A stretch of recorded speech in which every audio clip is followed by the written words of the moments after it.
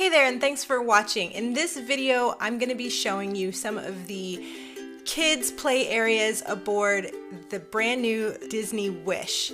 My family and I were invited by Disney to come aboard the Wish during the transatlantic crossing from Germany to Florida, and so we got to see a lot of the areas, some areas before they were even complete, and I'm showing you the children's areas right now in this video. So we're starting out with the Oceaneer Club, and this beautiful mural they have from the length of the entire Oceaneer Club area is so beautiful. It takes you from It's a Small World to Mickey and Minnie on their own cruise ship, and Pluto and Donald and Daisy. And then as you continue down the wall, you're going to see other franchises like Frozen is on there, and then they have Alice in Wonderland further down the walk as well. But right here, as we make it past the Alice in Wonderland, you're going to see the actual opening for the Oceaneer Club. There is a beautiful slide on deck 3. So Oceaneer Club is actually on deck 2, but children can check in on deck 3, slide down the slide directly into Oceaneer Club on deck 2. So that was my children's favorite way of checking in, of course. But once you go in, you'll see a few of the areas. They had the Imagineer lab somewhat open. There's more to be added into it after we were no longer on the ship, but this is an area to do arts and crafts and just talk and chat and have tabletop activities. And then in here was more of a play area, a playground area for smaller kids as well. Moving into the next room, this is also in deck 2. See, the mural continues. Star Wars theme is the Star Wars cargo bay.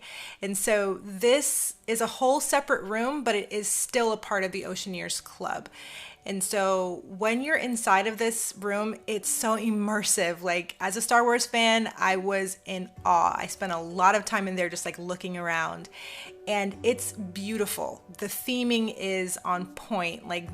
From everything in the ceiling down to the floors and the walls, the creatures that are inside of cages and glass pens actually move. They make sounds and things like that as well. Everything on the walls is interactive, so they can flip switches and touch buttons, and the screens light up and the screens change and things like that. It's a really cool space for imagination to take flight.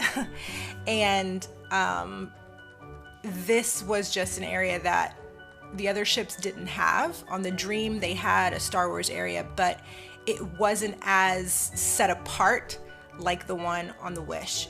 This is a whole separate room, and it's incredible. Now, usually adults are only allowed in these children-specific areas during open house hours. And so when they opened this room about halfway through the 11-day cruise, everyone flocked down to it because we all wanted to see what it was like. It wasn't open until maybe day 5 of the cruise, and so we were able to check it out. They also had a character stop and wave is what it was called, and we had Rey in there, and so you could take a picture with her from a safe distance apart from her. But that was really cool. There was just a lot of activity in that room where it's usually only children. Adults with or without children were able to come in and take a look during the open house hours, and that's for any of the children specific areas. There are open house hours. These are hours specifically set aside for adults to come in with or without their children to check out these spaces, and during those hours there's no child care going on, so it's just cast members that are just there to show you around, but they're not actually watching children at this point because you can't drop your children off during open house.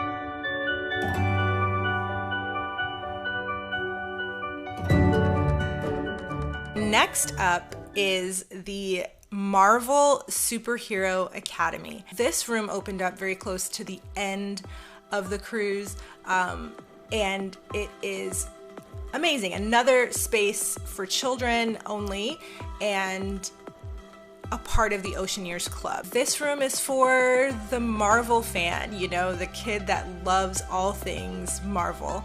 The mural inside reflects some of the heroes. They have some of the costumes from the movies themselves. There are some things that they're going to add later on, but this is just a little sneak peek of what you can see inside. I love the Black Panther elements that they've added in there, one of my favorite Marvel movies, but there's so much in there to explore and check out.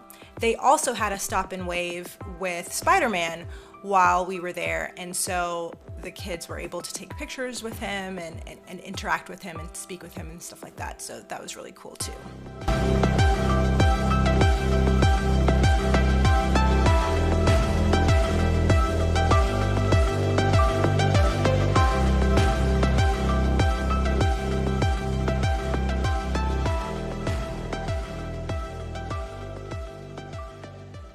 The next and final area that I'm going to highlight is the Hero Zone, which is located on deck 12. So this is an area that has a convertible sport court and tabletop games like air hockey and foosball and ping pong. Upstairs is where you'll find those tabletop games, as well as areas to like lounge and sit. You can look over the edge and like see what's going on the first floor. So on the first floor is the sport court, which while we were there, it was used for basketball mainly, but also they convert it into credit games area where they inflate this huge bouncy obstacle course that kids and families can use.